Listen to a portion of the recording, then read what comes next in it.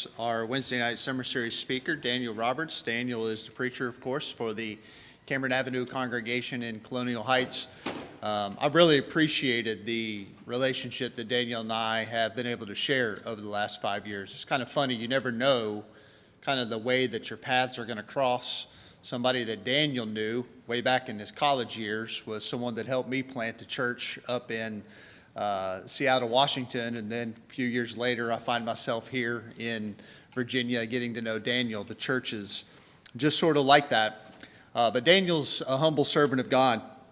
I've always been impressed with how he can take something that is seemingly very challenging and just make it very practical, and I'm sure he's going to do that tonight as he addresses the question in our Wednesday night summer series tonight: is social justice and biblical justice the same thing?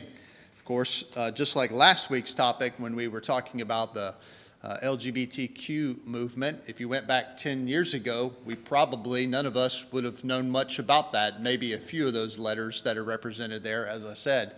But go back 10 years ago, 15 years ago, the social justice movement that really came about over the past 3 or 4 years wasn't something that we were all too familiar with, but I would dare say that most people are familiar with it now. But is it aligned with the biblical idea of justice? And that's a question that many people have had, and so it's my privilege to introduce and turn it over to our speaker tonight, Brother Daniel Roberts. Daniel, come teach the word, brother. I'm assuming they'll adjust the... Very good. All right. Because I don't want to speak too loudly and then, blow everybody away here. Appreciate you guys letting me come here and talk about something that I don't know anything about. And it was a lot of work just trying to think through, and I say work, just not the hours of it, just more of trying to think through, how I'd present it. And so I'll share with you right out of the gate that it may come across, so hopefully it doesn't, but morning it may come across as somewhat of a stream of consciousness where I'm trying my best to kind of make some... Does everybody know what I mean by that? Where I'm just thinking through some things very quickly, or not quickly, but just very fluidly as I think through them, because it was hard for me to create a real good system as I thought, although I did systematize it some, so hopefully that'll make some sense. And so I do appreciate you coming. I'm glad my wife is here. She's usually teaching on Wednesday nights the last few years when I've come, but she is actually not teaching at Cameron, so she's here with me tonight. So if you've never had the pleasure of meeting her, make sure that you do that. And so, without any further ado, I guess I wouldn't know how many young ones we would have. So if I'm going to embarrass somebody, these are the ones I need to embarrass, right? I'm just kidding. I'm not going to embarrass you. But if you guys could come up right here. I wasn't going to do it with the adults because, you guys, you want to sit there, don't bother me. But these guys don't mind. One over here on this side and one over here on this side. So before we get started talking about social justice, I want us to get an idea of justice generally. And so you know that I'm not going to be providing any groundbreaking definitions. More than anything, and I think you expressed it well, is I want you to think about things not as simply as we're wont to do. Like I think it's very easy for us to just think of things very flatly, very easily. So I'm going to give you this thought experiment. You are a killer, and so are you. Now what are we going to do with them? What are we going to do with them? Send them to the gallows. The gallows, all right? What are we going to do with them? Punish, all right? And what would that depend on? There we go. And that's what I was kind of hoping to hear. It depends. Justice, the way most of us think, means you kill, you die, or you pay in some other way. But every one of us knows practically the Old Testament didn't do that. The New Testament doesn't do that. And so we're left to deal then with justice. And so we have one here who accidentally ran over somebody. Now it still depends, doesn't it? Were you just texting? No, you don't remember? Oh, I see. Yeah, right. Okay. Were you drinking? Right? Or were you reach back slapping your kids? No? All of those things would play into it, would it not? If someone happened to run out, a pedestrian or something, it would make a difference. But you were angry. Yeah, you were when it happened. Right? Do you think that matters? Right. Thanks, guys. Sorry to, well, not really. I'm not sorry, but. Point is, I'm glad we had a couple of young ones in here just to kind of just give a light mood here, because this is a difficult subject to think about justice generally, and then think about what we have termed social justice. And this has actually been around for a little more than 100 years or so. Started, and I don't know what they would have called it. I can't remember exactly. I didn't really do a ton of research in that as far as naming is, but it started during the Industrial Revolution, trying to decide what is it, how, what somebody ought to get paid, how many hours should they work, and that's kind of where this came from. And so many evangelicals early on were interested in those type of things, what we might call social justice, because they thought, well, if someone works 20 hours, a week, and somebody else is working 70 hours a week, is that equitable? Is that something that we ought to think about? And so that's really where this came from many years ago. It has obviously changed dramatically, I would say, in the last 20 years or so, more or less, and even more than that, and we'll talk about some of that as we go on. But I want to try to keep things as much as I can to be, I don't want to use the term open-ended, but enough open-ended where you're able to discuss with me. So if you have something you'd like to say, please raise your hand. But just keep in mind, we probably, as most everybody, I actually went and watched last week's and one before in part, just try to get an idea of what other people are doing. And nobody's finishing their lesson, so I won't feel bad today if I don't finish mine. Point being is, it's just it's a lot to think about in 45 to 50 minutes. I'll say this too, I guess before, I wrote down a few things here to make sure I say them all. I do want to say that this idea of justice is not. I don't have all the answers, okay, and that's why I want us to be able to kind of discuss it some, rather than me just kind of attempting to give you the answers. So let me make sure where I am, and then we'll go ahead and get started here. Now, justice is what compels us to treat those two situations differently. And I very purposefully try to give very different ways of understanding that. Saying that God demands justice is a way of saying that justice is always black and white. Because that's what we would usually say. Meaning like, this is always the case, and this is always the case, and decisions are easy. But I'm going to offer this to you at the very beginning so that you're not confused here. That wasn't the old case even in the law. If you were to accidentally kill someone in the law, what happened? Do you remember? Yeah, there was something built in so that justice would be served. Because God demanded, okay, something's got to happen, and this avenger of blood has this opportunity to do it. But it wouldn't be just for this person to just chase you around the rest of your life when you didn't do this on purpose. And that is just one example of many where there's something built in when two men were struggling over one another. There's several different things. Well, this could happen or this could happen, and if this one, and then they told you different ways that you would do that because they realized even then that there was something built in to make us think about what justice was. So, in other words, if we say that everything is, I want to make sure I read it here. No one disagrees with God is the source of justice. Are we good with that? Right? So I'm speaking primarily today to Christians, is what I'm seeing. I mean, I know that you wanted to engage the community, and if there's someone in the community here, please speak to me afterwards, and I hope that I'll offer some clarification. But if we do agree with that, then justice as we know it has to do with how God's justice finds expression in our lives. Meaning we cannot just say, well, God knows what justice is. Who knows if we do? Right? Justice finds its way into the way we live, into the way that we do things. Does that make sense? Okay. Now the question that I requested, I would say it was given to me, but we were actually given a list, and there were a few there. But this is the one I thought that would create a lot of discussion and relatively safe.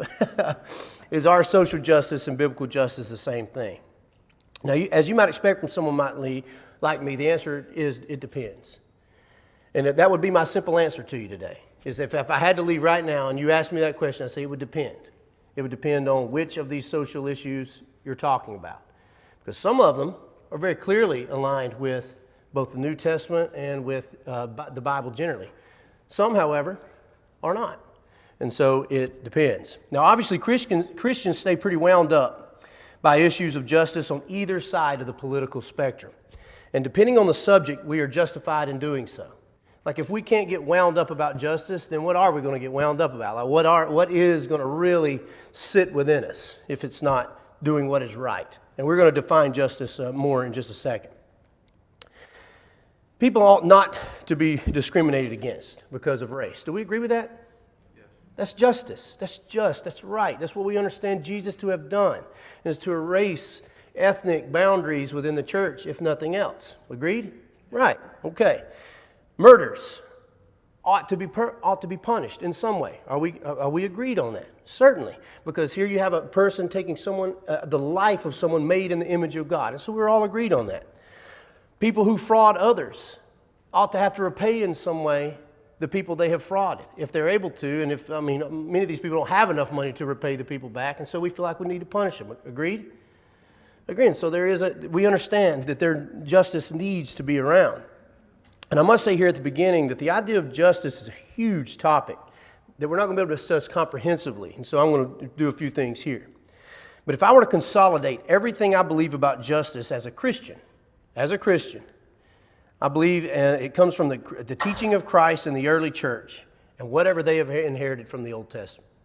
Like if I were going to measure things. I was telling Lee, and I wish she'd have written this for me, because just in those few minutes she was able to provide me some really good feedback on the way here as we just kind of discussed what I'd be discussing tonight.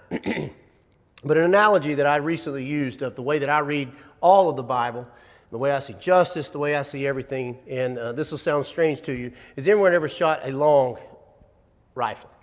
Meaning one that has two sights. One about halfway down the barrel normally, and the other one at the end. So I see interpreting Scripture as Jesus is the front post. And if you want to aim and hit anything right from the Old Testament or anything else, everything else has to fit in that post for you to be aiming properly. Does that make sense? And so the reason why I say that is there are things in the Old Testament that I absolutely do not believe that we do anymore. We do not march into countries and wipe out entire peoples. Most of us agree with that. And you know why?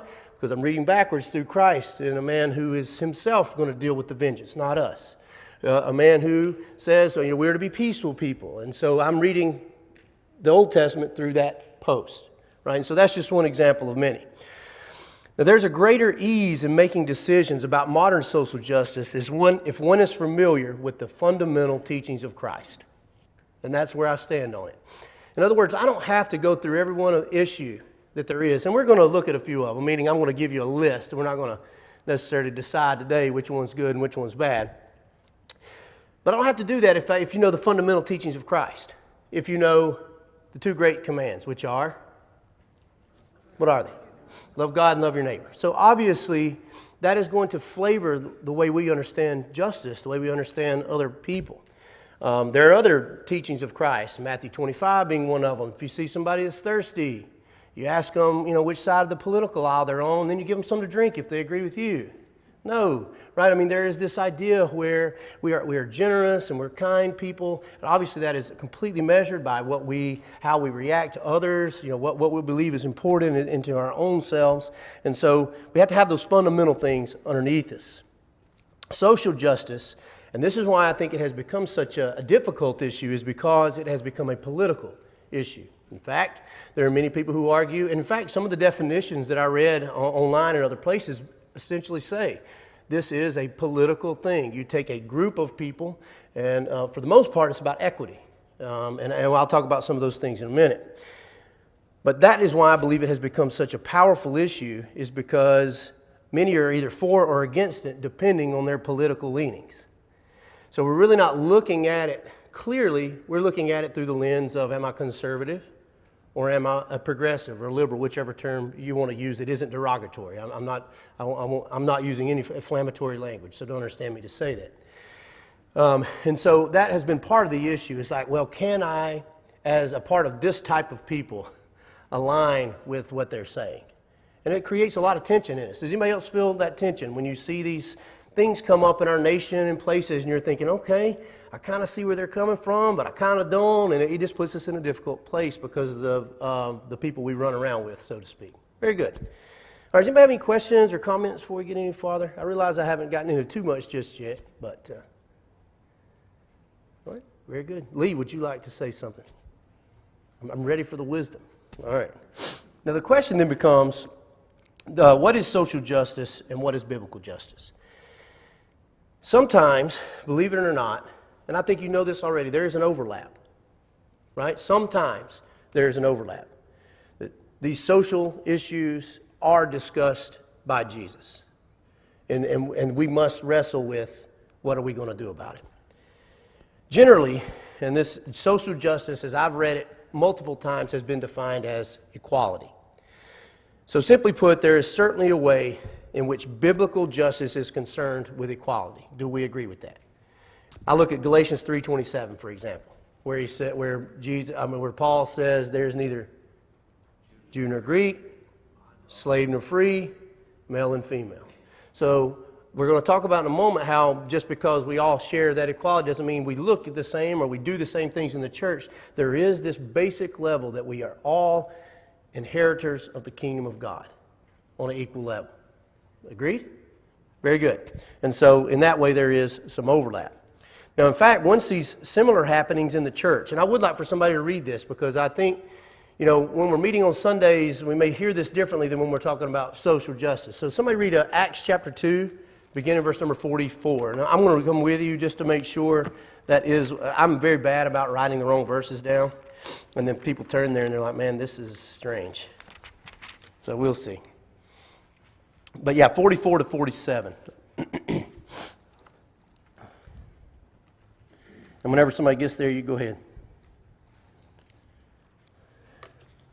All the believers were together and had everything in common. They sold property and possessions to give to anyone who had need. Every day they continued to meet together in the temple courts. They broke bread in their homes and ate together with glad and sincere hearts, praising God and enjoying the favor of all the people. And the Lord added to their number daily those who were being saved. All right. So do we see any equity happening there? We do. People selling what they have, sharing things in common, right? I mean, they're trying to, with their bodies, with the church, to not just seem like they're equal, but to, in some way, be equal. You have something similar happening in 2 Corinthians when Paul talks about giving. Do you remember this part? And you don't have to turn there if you don't want, but I'll write it down for you to read later, where Paul is essentially saying some have lack, some have a lot, but if you give of your excess, the people who lack will then have more, and then there's equity there. And again, that is a paraphrase, but take a look. There's 2 Corinthians 8 and 9 where Paul discusses that. So this is nothing isolated here to Acts chapter 2. But one can also see, though there is some overlap, that we all share in the body of Christ and we each have a different role. So as, you know, whereas me and my wife are equal in the kingdom of God, she has a different role in the kingdom of God than I do. And so I don't want to misunderstand equity to be sameness. Does that make sense to everybody? And so she serves our family as mother. In fact, she stays home and she cares for our kids. She educates them at our home. I go to work each day, and right, we are very different. We're male and female, and so we just obviously do things quite differently. But we serve we serve the same God, just in a different role. And if you need evidence for that, 1 Corinthians 12 should be enough, right? But there's other places in Ephesians that speaks about equipping the saints for the maturity of the church, and there are people given these different gifts in order to supply to this one body. So the one body is equal in the way that we do things, and in fact, if we take Paul at his words for what he says in 1 Corinthians 12, the seemingly lesser parts of the body, he says, are actually more honorable. They're greater than the ones who seem to be great. And so taking these things in mind. So the question then has to do with society. So society. So do what we have as Christians necessarily need to be part of society? Or can we legislate, so to speak, the way that we think about things to society? And that's, I think, the question that many people wrestle over. In other words, here's the question I had for myself, and I don't know the answer, because I think there are many answers, or there are many ways of working this answer out. And that is this: how do Christians, as salt and light, become harbingers of God's economy? In other words, how do we take the kingdom of God that we've inherited, and through our lives, how do people see that? How does it become part of what we do, and by that nature become part of what other people do? I think about like Romans 8 if you want to look at those 38 and 39, you can either turn there or not. I'm going to be moving through these quickly. But there you're talking about how you have powers, principalities, and all these things. None will overcome the love of Christ. Meaning, if we find ourselves in these societal things, these powers, authorities, and stuff, then we're removing ourselves from the love. We're letting something else take precedence. And so that's why I put that one there. Ephesians 6, 11, and 12 is similar, talking about putting on the full armor of God, because who is our enemy? In fact, he says our enemy is not flesh and blood, but it's principalities, authorities. It's the way people think. It's the way society functions. And so we wear this armor to protect ourselves from that type of thinking. And then another similar situation is 1 Peter 3, 21 and 22. If you want to write that down, you can look at that too. We're going to read some in just a moment. So in other words, how do people, though, in a way, being subject to government and being part of the world, how do we influence the world as members of a different kingdom? And you can either answer or not. I know that's a question that you weren't ready for, and neither am I. But that's the question that we all live in, isn't it? It's the question that Jesus lived with. It's the question that Paul lived with. How can I, as a Roman citizen, meaning Paul, use that to my advantage, but not allow Rome to be my guide? To not allow Rome to make my decisions for me. And we see him doing that in various ways, do we not? We see him in one case when they're wanting to do something to him. He says, wait, you can't, because I'm a Roman citizen, so you better back up. And so he uses it to his advantage in that case. He appeals to Caesar, which was similar. And so you can take that as his advantage. It isn't. He ends up dying because of that. But it was for the advantage of the church. So, and I'll say this final question, and I'll pause for just a second. But what are the elements of the church? What are the elements of Jesus' teachings that affect society? So before we get into these specific issues, how can we allow what Jesus has taught us to affect the world around us? For me, that's the answer between the overlap of biblical justice and social justice. Where are the ways that my faith speaks into the way that I interact with the world? Okay? Peacemakers. Peacemakers, very good. Blessed are the peacemakers. Thank you. Right? And that obviously that comes in different forms. And it takes discretion to figure out, well, how do I make peace in this situation? How do I live within the tension of this? Yeah, somebody else. I think that's a good one. And not one I had thought about, actually. Following the second commandment, love our neighbor as our... Very good. Love your neighbor as yourself. And I think all of us are define that well enough to know that loving my neighbor doesn't mean I accept whatever it is they do and you do you and I'll do me. But love is something deeper than that. And that despite whether I agree or disagree with somebody, do I love them? And do they understand that? And I feel like, and this is just my perception, and I want you to understand, I'm going to pull a Paul here. Are you a member of the Church of Christ? So am I. Were your grandparents preachers? So was mine. So like I've grown up. I know how we are. So understand this. I am correcting us from the inside. We have not always seemed very loving, right? And we have not always seemed to be peacemakers. And so as we engage our world, and I'm appreciative that Mike's trying to engage this community as we're trying to lovingly answer these questions, trying to peacefully answer these questions without saying, oh, you do you, right? And so it is not always easy. Well, and going on with what you're saying, I don't think we've always been concerned with justice. No, we have not. We just finished Isaiah. It's almost shocking how many times Isaiah's message concerns itself with, God's displeasure with his people, withholding a sense of justice. Yes. And in his anticipation that within the kingdom of Christ, there's going to be a correction of that. That the kingdom is going to be, in some sense, about justice. Agreed. And so we have to focus on it. We can't, and I guess for me, this is one of the issues. We've allowed the world to co-opt sort of the sense of what justice is. That's a very good way to put it. Whereas, the kingdom is supposed to have been about justice all along. That's Very good. how Jesus introduces himself. That quote from Isaiah. Yeah. I've come to release. And you're speaking the same. To the blind. Yeah. You know what I mean? So Yeah. we don't always. Thank you. I agree, and I'll say it in a different way, but I like your way better, honestly, where we have allowed the world to co-opt justice, meaning we have given them the reins and said, well, we don't talk about justice, we don't want to deal with it, so guess what? It means somebody else is going to take up that mantle, and then they're going to define what justice is, when God is supposed to have been. And that's a perfect segue here to my next point. So let us make this point very clear. Justice matters to God. Do we all agree with that? Now, we're about to define justice in a way that may be different than what you're thinking, but we're going to define it biblically as best we can. Justice mattered to God in the Old Testament, and it continues to matter in the New Testament. So many people look at Jesus and think how maybe merciful he was, and I believe he is, and we're going to talk about that and think, well, there's no justice there. That reminds me, Daniel, one of the simple verses I think we can memorize that kind of gets a very broad, and I realize it's very broad, a very broad way of how we're to act.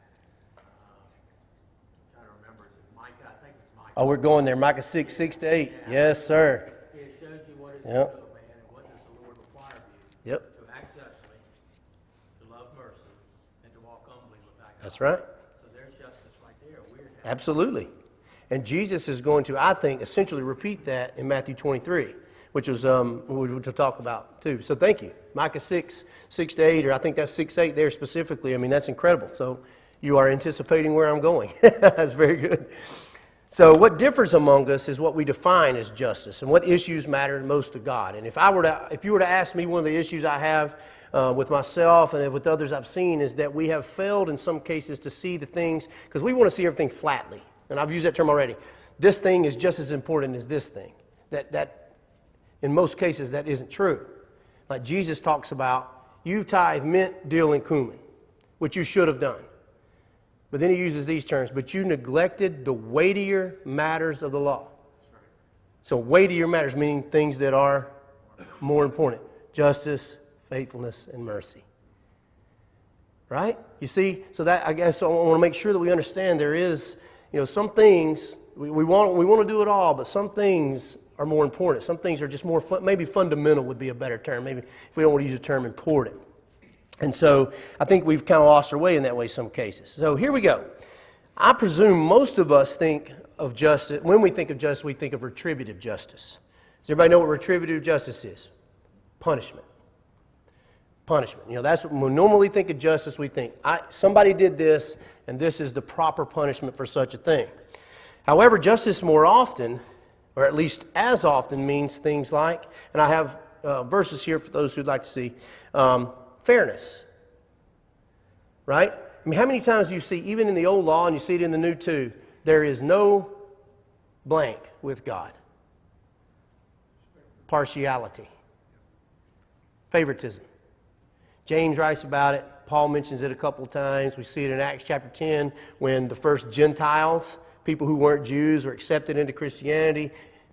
Peter says, now I see that there is no partiality with God. So fairness, equity.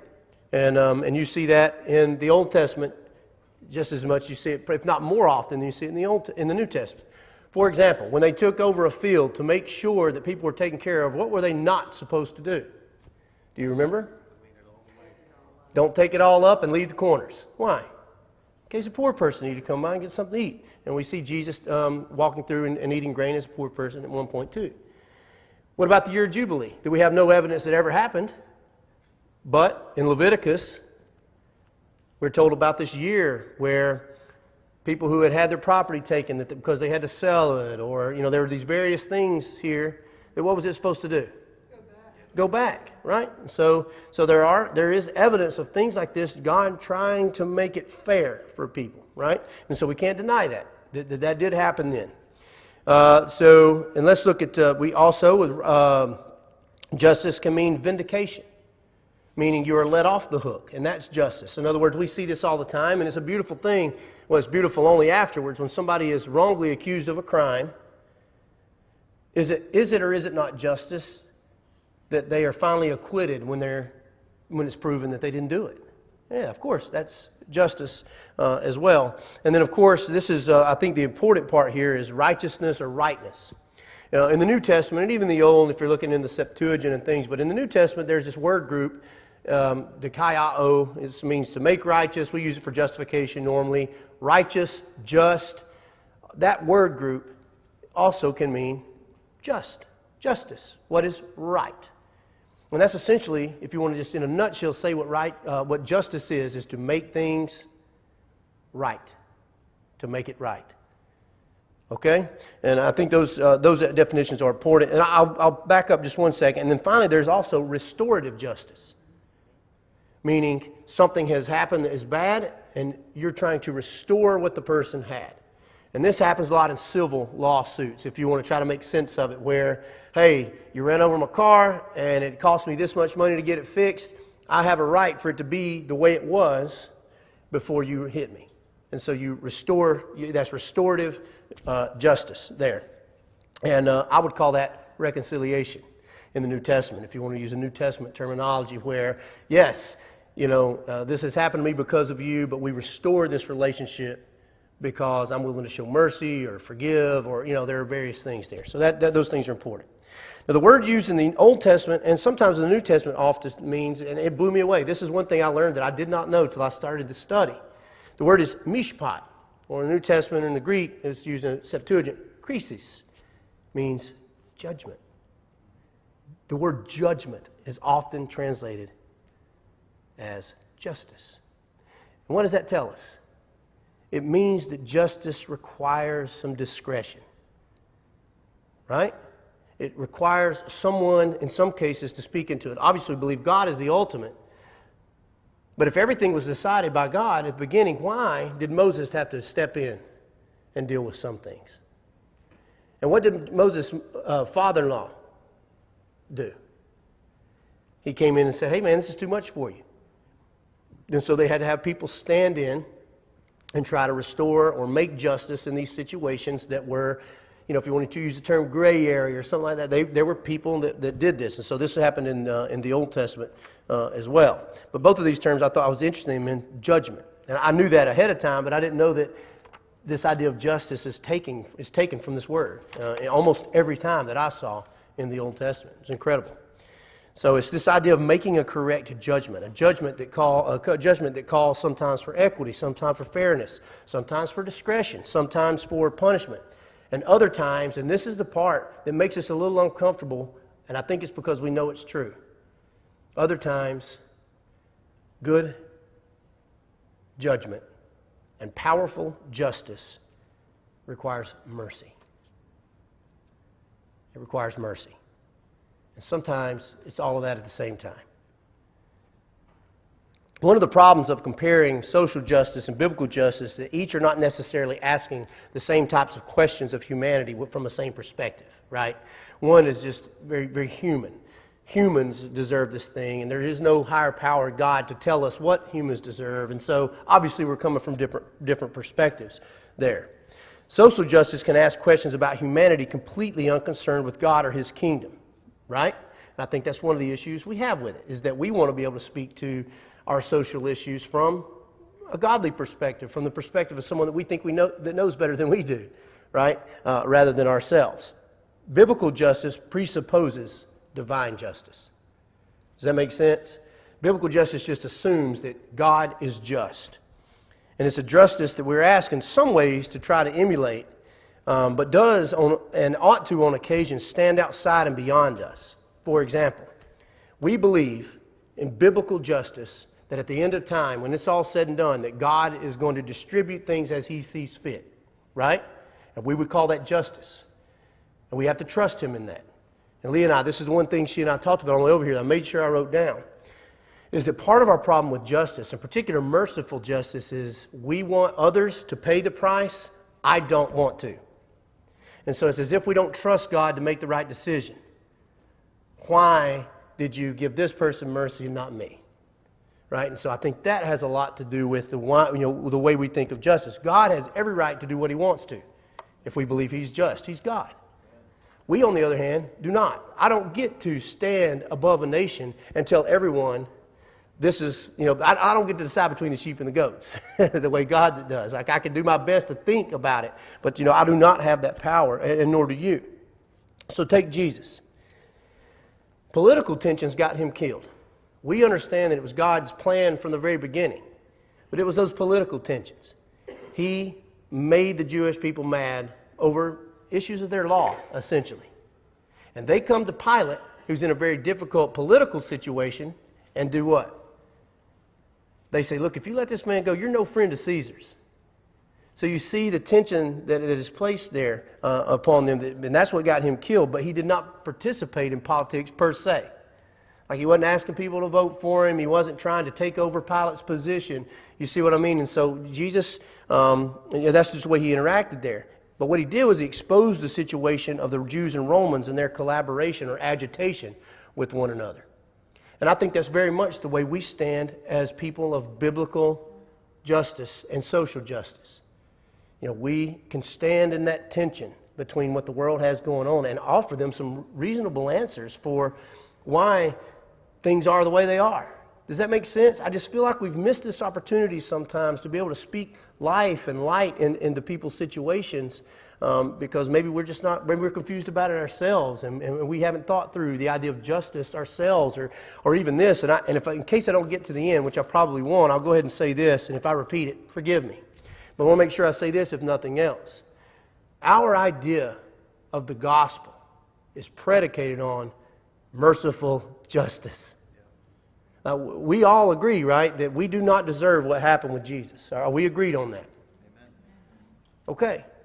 Then that ought to trickle down in the way that we see other people and the way that we speak into their situations. It doesn't mean we accept it all. Jesus didn't accept it all. By no means. Paul did not accept it all. And yet somehow they were able to transform the world through what they did because this idea of a merciful justice found its way into the way that they behaved, and the way they talked, and the way they believed, and what they said. You know, and so that's something to think about as we move forward. So now I've put it off long enough. Let's consider some matters of social justice. A short online research brought these categories. And you will think of very many more, and probably some off the top of your head. Gender pay gap or income equality are things that people are interested in with social justice. The idea of health care. Who gets it, who doesn't, and what kind. Food availability. You know, I hadn't heard about this until a few years ago. They talk about food deserts. Everybody know what that is? A food desert is where essentially you have, most of the time it'll actually be in a very highly populated place or a very impoverished place where there'll be a huge area with no grocery store. And so because there's not enough money there for the grocery store to make money, and so they're not going to put one there. And so they call that a food desert. So that's one of the food availability. How do people get it? Trafficking of various kinds, meaning people. Whether it be sex trafficking or whether it be trafficking, slavery or something like that, okay? You know, that is another social issue that people are concerned about. Voting rights. Who gets to vote? Who doesn't? It's something you hear about all the time. Reproductive issues, which we are also very aware of. Racism is a social issue. Gun violence, immigration, crime and punishment, meaning does the punishment fit the crime, and is there equity there based on race or gender or income or something like that? And so that's one. We'll talk about, and then the final one I have here is the death penalty, and I'm sure you could add many more, right? Those are issues that people think of when they think about social issues. Now, with me reading out that relatively short list, can you not see some overlap with some things that as people who know about biblical justice that we might have something to say? That we might have a way to help people consider this from a biblical perspective. And so that's why I say there's some overlap there in the way that we should be able to talk.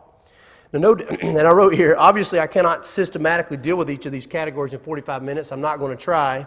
And then I said also, no doubt the church here does not want the fallout of what would happen if I did. So I'm not going to do that. But instead, I want us to admit a few things, right? Just come to terms with a few things. And then we're going to take a look at some passages of Scripture if I have time. Let's first admit that for many, justice is a matter of perspective. Where they are.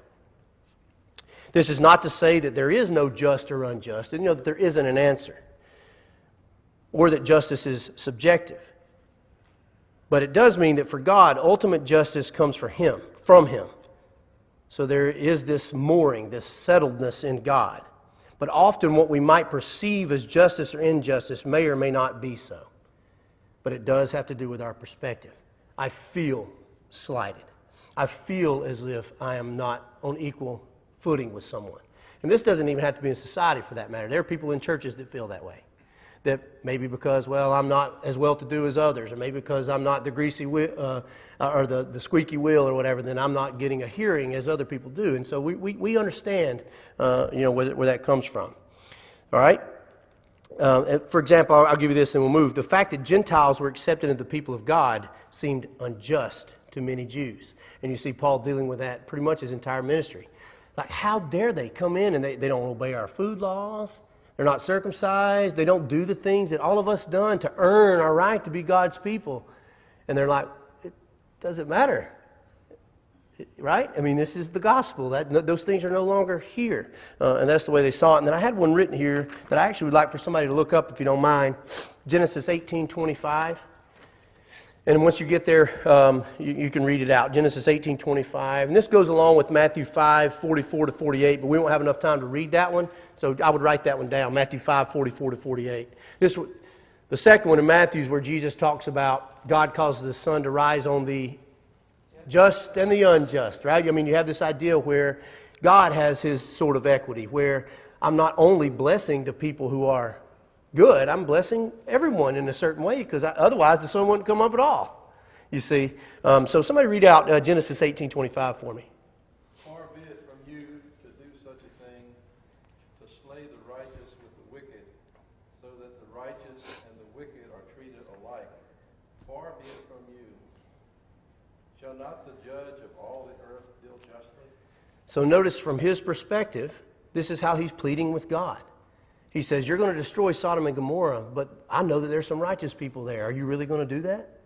You see, so he's trying from his perspective to save Lot and his family, essentially is what he's doing there. So I found that pretty interesting there. Now, second, let's admit that some of the modern categories of justice don't have a direct correlation in the Bible. In other words, you're not going to find book, chapter, verse where it says, thou shalt do this or thou shalt not. I mean, that's just the nature of things, because we have come a long way for better and worse. Probably worse more than better, right? I mean, that's just the nature of life generally. And so we may need to bridge a few gaps to make some proper judgment. The one I always think about, and this is social justice before we use the terminology, but you think about William Wilberforce. Anybody know who that is? William Wilberforce was someone who also knew John Newton.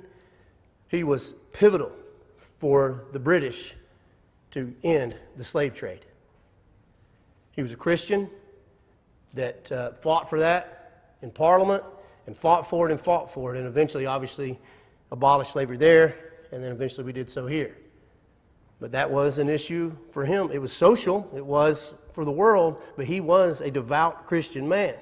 And he came about this idea because he believed that the Bible told him so. And so that's just one example where there's not this direct correlation. Well, let them all go. But he saw when Paul said this in 1 Corinthians 7, for example, Paul will say, stay in whatever condition you've been called in.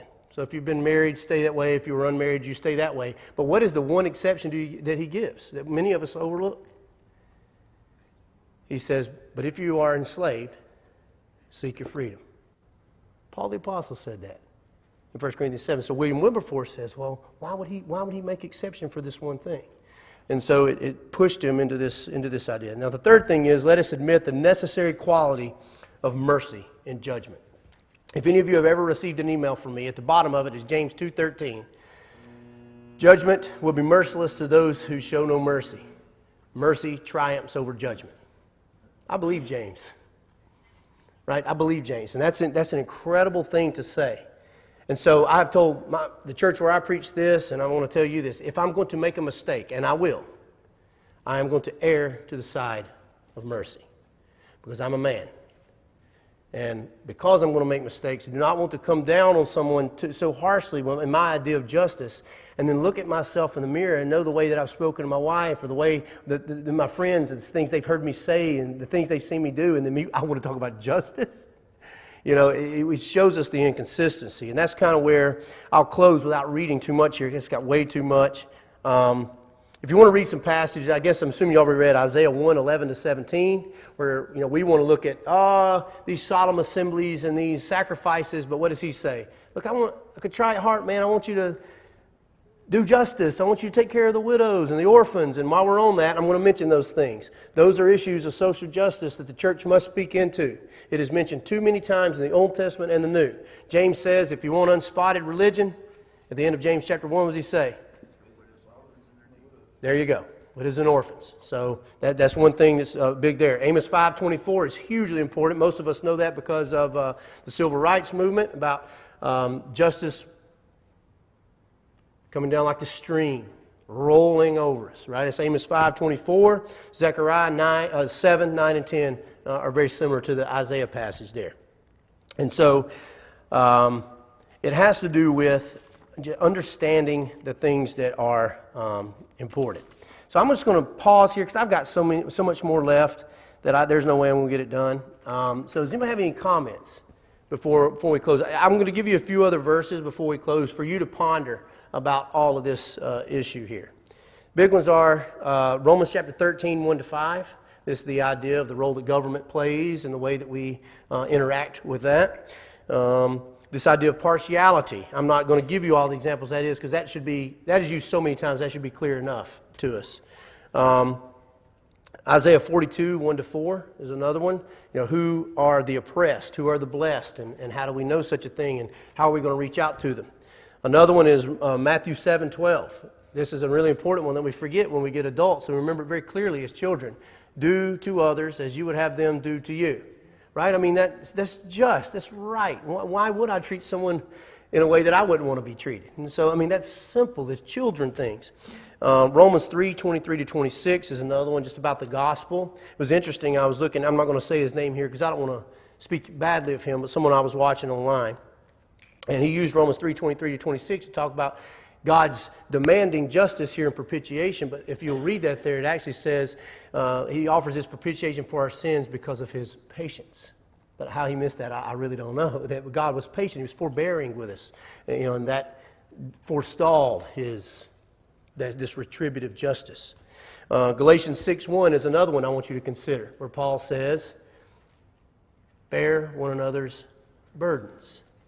Right? That seems to be also something very important. Matthew 25, you see somebody thirsty, you give them something to drink. If somebody's in prison, you go visit them. You guys are very well acquainted with those passages too, I'm sure. And so I'm going to leave it there and ask for the questions or comments the last 2 minutes. And I know this is a lot to chew on. I heard a radio announcer one time describe capital punishment as a necessary evil. And that kind of stuck with me. Okay. All right. Anybody else? I just want to thank you for coming. Appreciate the amount of work you put in. Yeah, no problem. And like I said, I can get us 2 more minutes, but it's not going to, I'm not sure how much it's going to benefit us because I've got so much here to do, or so much more I missed. I guess I would just warn us not to allow things that are pressed in upon us from the outside world, meaning American evangelicalism, and let those things define who we are. We have this, right? We have the Word of God. And so we ought to be the ones making up the categories. We ought to be able to say, this is what justice is. This is what goodness is. This is what mercy is. But what we're allowing to happen, and this is, like I say, I'm saying it a different way, is that the world is making the categories for us, and they're forcing us to think, well, what do I think about that?